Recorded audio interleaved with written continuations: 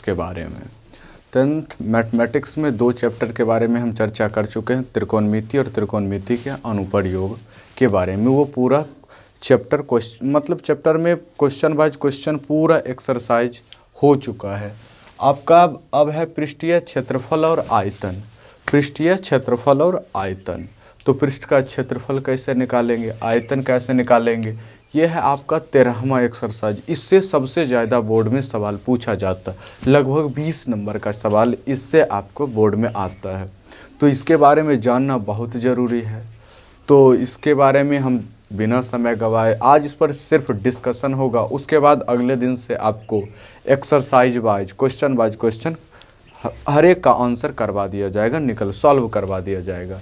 तो चलिए सबसे बिना समय गवाए हम शुरू करना चाहते हैं। तो सबसे पहला जो है आपका पृष्ठीय क्षेत्रफल और आयतन। तो इसमें निकालेंगे किस किस चीज़ का आकृति निकाल का हम पृष्ठ के क्षेत्रफल निकाल सकते हैं, उसका आयतन फाइंड कर सकते हैं। सबसे पहले है घन।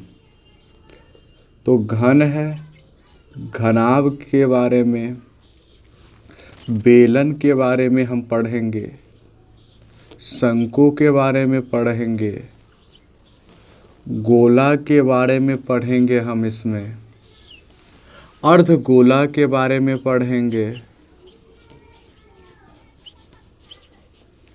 इसके बाद अब देखिए घन हुआ, घनाभ हुआ, बेलन हुआ, शंकु हुआ, गोला हुआ, अर्धगोला हुआ, इन सब के बारे में हमको मेनली अध्ययन करना है। तो सबसे पहले इसका आकृति देखेंगे, समझेंगे और इसका क्या क्या फॉर्मूलाज होते हैं, आज उन पर हम डिटेल में चर्चा करने वाले हैं। तो चलिए, तो सबसे पहले घन। तो देखिएगा ये इस तरह का आकृति आप जरूर देखे होइएगा, जिसका सभी साइड्स क्या हो जी इक्वल होता है। जिसका सभी साइड्स इक्वल होता है वो स्क्वायर कहा जाता है, उसे हम स्क्वायर कहते हैं।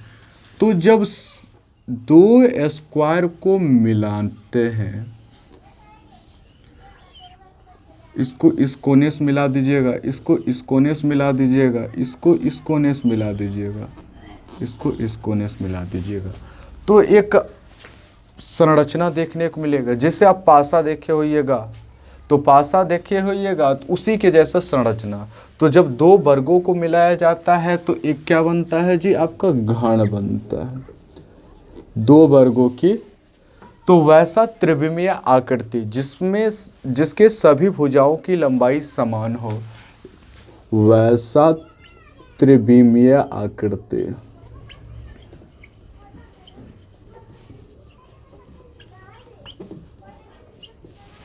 वैसा त्रिविमीय आकृति जिसका सभी भुजा की लंबाई समान हो।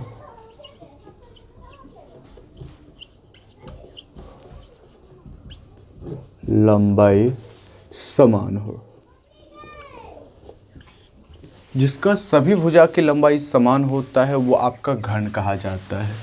तो घन है, तो घनाकार कोई चीज़ होगा तो उसका लंबाई मालूम होगा, चौड़ाई मालूम होगा, ऊंचाई मालूम होगा। तो घन होगा तो उसमें देखिए जब भी त्रिविमीय होगा, तीनों विमा होगा। तो अगर पीछे क्लास में आप 8 तक 2 विमा के बारे में पढ़ कर क्या है, 3 विमा वाला थोड़ा बहुत चर्चा होता है, लेकिन जब 9th में आते हैं तो आपको बहुत ज़्यादा डिटेल में 3 विमाओं के बारे में पढ़ना होता है। तो घन है तो वैसा त्रिविमीय आकृति जिसका सभी भुजा की लंबाई समान हो, तो उसे हम कहते हैं घन। तो घन में भी अब है पृष्ठ के क्षेत्रफल कैसे निकाल लेंगे। तो घन का वक्र पृष्ठीय क्षेत्रफल, सबसे पहले फॉर्मूला जानिएगा तभी ये बनेगा। घन का वक्र पृष्ठीय क्षेत्रफल के लिए फॉर्मूला होता, इसे कहते हैं curved surface area. Curved surface area of cube. तो curved surface area of cube होता है 4 × भुजा स्क्वायर, 4 × भुजा स्क्वायर। ये वक्र पृष्ठीय क्षेत्रफल घन का होता है। अब घन का जब वक्र है तो उसका संपूर्ण भी होगा, घन का संपूर्ण पृष्ठीय क्षेत्रफल, घन का संपूर्ण पृष्ठीय क्षेत्रफल 6 इंटू भुजा स्क्वायर होता है, 6 इंटू भुजा स्क्वायर होता है। इसके बाद है घन का आयतन भी जानना है। आयतन हुआ मतलब कोई, जैसे आप एक कमरे में हैं, कमरे में कितना जगह है, कमरा का आयतन कहेगा तो आप मतलब आयतन मतलब कोई भी चीज़, कोई भी वस्तु जितना स्थान घेर रहा है वो उसका आयतन होता है। तो आयतन होता है तो घन का आयतन बराबर होता है भुजा क्यूब या भुजा पावर 3। ये होता है घन का वक्र पृष्ठीय क्षेत्रफल 4 गुने भुजा स्क्वायर, घन का संपूर्ण पृष्ठीय क्षेत्रफल 6 गुना भुजा स्क्वायर, घन का आयतन होता है भुजा क्यूब होता है। घन का आयतन आपको निकल करके आ गया है कि भुजा क्यूब होता है। तो घन ये इसको कहते हैं, तो घनाभ किससे कहते हैं? तो जब दो वर्गों को मिलाया जाता है तब घन बनता है, और जब दो आयत को मिलाएंगे, जब दो आयत को मिलाया जाता है, इस प्रकार का संरचना ये आयताकार है जिसमें आमने सामने की भुजा बराबर होता है। जब दो आयत को मिलाया जाता है तब जा कर के आपको क्या मिलता है जी? दो आयतों को मिलाने के फलस्वरूप एक घनाभ बनता है। आपका दो आयत को मिलाइएगा तो एक घनाभ बनेगा। तो ये संरचना आपको देखने को मिल जाएगा घनाभ। इसको क्यूबॉइड कहते हैं, इसको कहते हैं क्यूब, इसको क्यूब बोलते हैं, इसको क्यूबॉइड बोलते हैं, इसको क्यूबॉइड कहते हैं। तो घनाभ क्यूबॉइड हो गया आपका। ये चीज़ आपको मालूम चल गया कि घनाभ का, तो घनाभ में क्या होता है? जिसमें आमने सामने की भुजा। अब घनाभ में लंबाई भी होता है, चौड़ाई भी होता है, ऊंचाई भी होता है। तो ये जो है घनाभ में ये, अब एक माचिस का डब्बा देखे होइएगा या फिर एक ईंट देखे होइएगा, ईंट घनाभ just shape as it is होता है। इसका शेप, जो ईंट का एक शेप होता है वो एज इट इज घनाभ के जैसा होता है। घनाभ का ये जो साइड होता है ये लंबाई होता है, ये जो साइड है आपका ये चौड़ाई वाला साइड है, और ये वाला जो है ये ऊंचाई वाला साइड है। घनाभ में सारा कुछ देखने को मिल जाएगा आपका, लंबाई भी, चौड़ाई भी और ऊंचाई भी देखने को मिल जाएगा। तो घनाभ का भी सारा पृष्ठीय क्षेत्रफल वगैरह होता है। तो घनाभ का वक्र पृष्ठीय क्षेत्रफल क्या होता है? घनाभ का वक्र पृष्ठीय क्षेत्रफल, घनाभ का वक्र पृष्ठीय क्षेत्रफल होता है आपका 2 into l plus B into h. ये होता है आपका घनाभ का वक्र पृष्ठीय क्षेत्रफल। तो घनाभ का संपूर्ण पृष्ठीय क्षेत्रफल क्या होता है?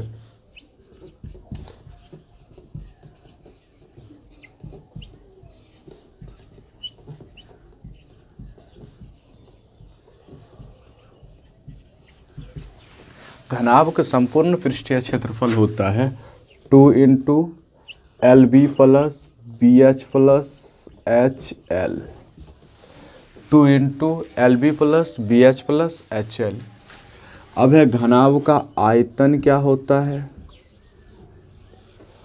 घनाभ का आयतन क्या होता है? तो घनाभ का आयतन होता है आपका एल गुना बी गुना एच। एल डिनोट कर रहा है आपको लेंथ को, बी डिनोट कर रहा है ब्रेथ को, और एच हाइट को। मतलब एल लंबाई को, बी चौड़ाई को, और जो है एच ऊंचाई को डिनोट कर रहा है आपका। तो घनाभ का वक्र पृष्ठीय क्षेत्रफल 2 into L B L plus B into H. घनाभ का संपूर्ण पृष्ठीय क्षेत्रफल 2 into L B plus B H plus H L. घनाभ का आयतन होता है एल गुना बी गुना एच। तो इन सब चीज़ों के बारे में हम अभी तक चर्चा किए हैं कि क्या क्या होता है। तो यहाँ तक तो कोई दिक्कत आपको नहीं हुआ होगा। उसके बाद हम आगे भी चर्चा करना शुरू करते हैं और आगे की तरफ हम बढ़ते हैं। अब तो ये चीज़ आपको देखने को मिल रहा है। तो तो घनाभ के बारे में भी चर्चा हमने किया। तो अब है बेलन। तो बेलन होता है एक सीधा, जिसको कहते हैं सिलेंडर। तो बेलन का शेप जो है इस प्रकार का शेप होता है, इस प्रकार का शेप होता है। तो बेलन में ये जो है देखिए, बेलन के दोनों सिरा पर एक एक वृत्त होता है। यह है क्या जी, वृत्त।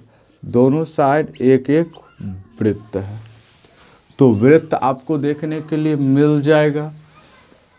और यहाँ पर देखिए ये जो है ये ऊंचाई है, ऊंचाई। वृत्त होगा तो उसमें त्रिज्या हो गई, ये इसका वृत्त का त्रिज्या है। इसको कहते हैं बेलन का भी त्रिज्या। इसे ही बोला जाता है बेलन का त्रिज्या भी कहा जाता है। इसे ही हम क्या कहते हैं, बेलन का त्रिज्या। वृत्त हो गया, ये आपका शेप हो गया बेलन का। मतलब सिलेंडर का शेप ये है, आपके सामने मौजूद है। तो सिलेंडर का शेप है तो हर चीज में देखिएगा। तो सिलेंडर का भी जानते हैं, मतलब बेलन का वक्र पृष्ठीय क्षेत्रफल, बेलन का वक्र पृष्ठीय क्षेत्रफल, इसका होता है 2πr इंटू एच। क्षेत्रफल 2πr जानते हैं, 2πr है। इसके साथ साथ आपका इसमें h से, तो 2πr क्या होता है, वृत्त की परिधि होती है। वृत्त की परिधि 2πr से डिनोट किया जाता है और 2πr में h से मल्टीप्लाई कर देने के फलस्वरूप आपका बेलन का वक्र पृष्ठीय क्षेत्रफल निकल करके आ जाता है। तो बेलन का संपूर्ण पृष्ठीय क्षेत्रफल क्या होता है, तो बेलन का संपूर्ण पृष्ठीय क्षेत्रफल,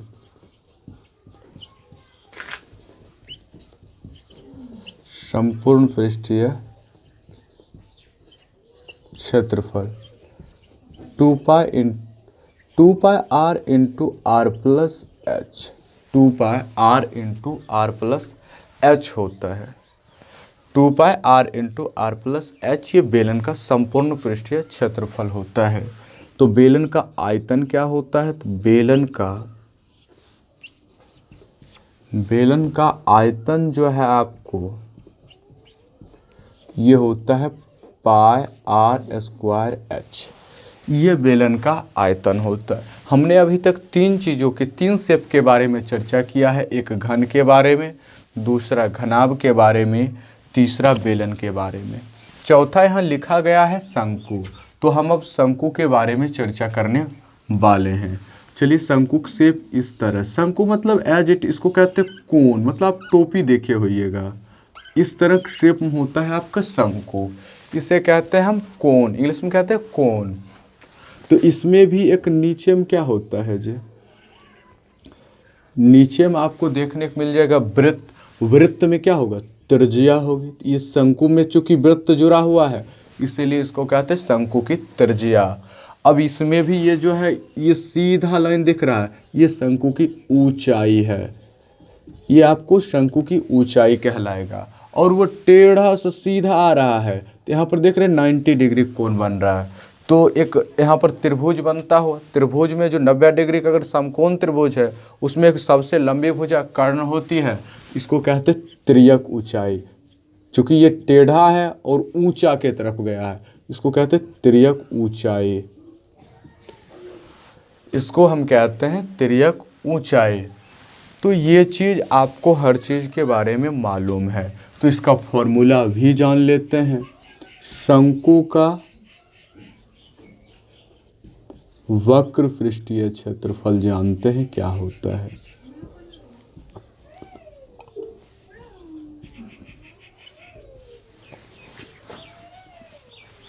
शंकु का वक्र पृष्ठीय क्षेत्रफल होता है πrl। शंकु का वक्र पृष्ठीय क्षेत्रफल होता है πrl। पाई तो जानते ही, पाई एक वैल्यू है, मतलब इरेशनल नंबर है। उसके साथ साथ आर जो है, तो आर आपका ये शंकु की त्रिज्या हो गई, और जो एल है वो शंकु का तिर्यक ऊंचाई हो गया। तो शंकु का वक्र पृष्ठीय भी मालूम चल गया। तो अब है शंकु का संपूर्ण पृष्ठीय क्षेत्रफल क्या होता है। शंकु का संपूर्ण पृष्ठीय क्षेत्रफल, total surface area of cone, इसका होता है pi r into l plus r. इसका फॉर्मूला होता है pi r into l plus r. तो शंकु का आपका वक्र पृष्ठीय क्षेत्रफल भी मालूम चल गया, शंकु का संपूर्ण पृष्ठीय क्षेत्रफल भी मालूम चल गया आपको। शंकु का आयतन जान लीजिए, शंकु का आयतन जस्ट देखिए लगता है कि ये इसी का कटा हुआ भाग कुछ है, इस तरह कटा हुआ भाग है। तो अब है कि बेलन के आयतन में 1/3 से मल्टीप्लाई कर दीजिए, पायर स्क्वायर एच में 1/3 से मल्टीप्लाई कर दीजिएगा तो आपको शंकु का आयतन निकल करके आ जाएगा। तो शंकु आज हमने अभी तक किसके घन के बारे में, घनाभ के बारे में, बेलन के बारे में, शंकु के बारे में। अब है गोला। गोला और वृत्त में थोड़ा सा फर्क है। वृत्त अब देखिए, जब देखिए एक बात देखिए, नीचे से अब एक सीधा सीधा एक गोलाकार रहेगा, एक गोला रहेगा तो उसे वृत्त बोलेंगे। और गोला पर गोला, गोला पर गोला डाल करके जिससे बॉल जैसे संरचना बन गया, फुटबॉल जैसे संरचना बन गया, वो आपका गोला हो जाएगा। और जब सिंगली एक बार घुमा देंगे तब वो वृत्त कहलाएगा। तो गोला इस प्रकार को लगातार लगातार घुमाते रहने के कारण उस क्या बनता है जी, गोला बनता है। वृत्त के बार बार संरचना से घुमाने के बाद गोला बन जाता है। तो गोला के भी बारे में जानेंगे। तो क्या होता है इसको स्फेयर कहते हैं। वृत्त को सर्किल कहा जाता है, इसको स्फेयर कहा जाता है। तो सबसे पहले गोला भी जानते हैं कि पृष्ठीय क्षेत्रफल क्या होता है। गोला में वक्र या संपूर्ण, गोला डायरेक्ट सीधा, अर्धगोला में फिर वक्र और संपूर्ण दोनों होगा, लेकिन गोला में डायरेक्ट पृष्ठीय क्षेत्रफल होगा। गोला का पृष्ठीय क्षेत्रफल जानिए, गोला का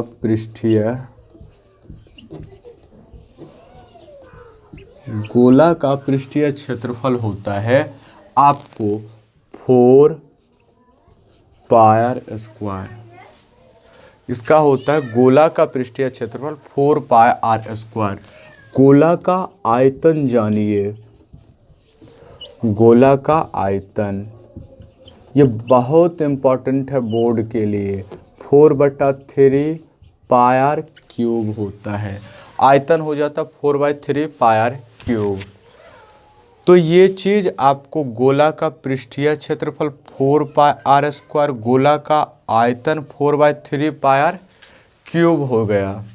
तो ये इन सब चीज़ों पर चर्चा हमने किया है। तो गोला का पृष्ठीय क्षेत्रफल, गोला का आयतन हमको पता चल गया। गोला के बाद है अर्धगोला। अर्धगोला एज इट इज गोला को काट देने के फलस्वरूप, जैसे कटोरा देखे आप, कटोरी जो है वो अर्धगोला के शेप में होता है।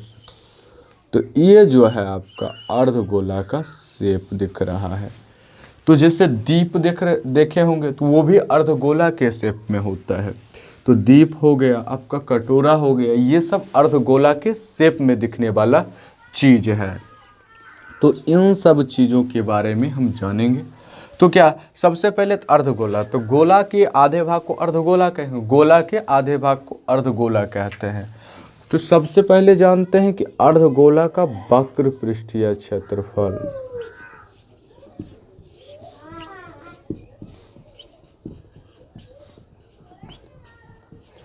अर्धगोला का वक्र पृष्ठीय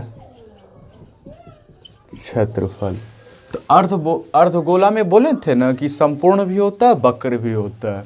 तो अर्धगोला का वक्र होता है 2 पाई आर स्क्वायर, उसका आधा कर दीजिएगा। और इसमें जब इसका संपूर्ण होगा तो 1 पाई आर स्क्वायर और इसमें जुड़ेगा। तो अर्धगोला का संपूर्ण पृष्ठीय क्षेत्रफल,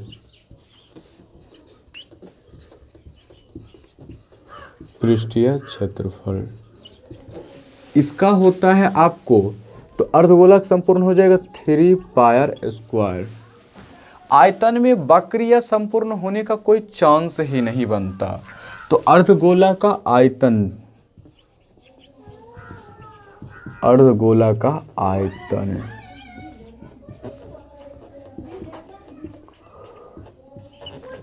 अर्धगोला का आयतन आ जाएगा आपका 2/3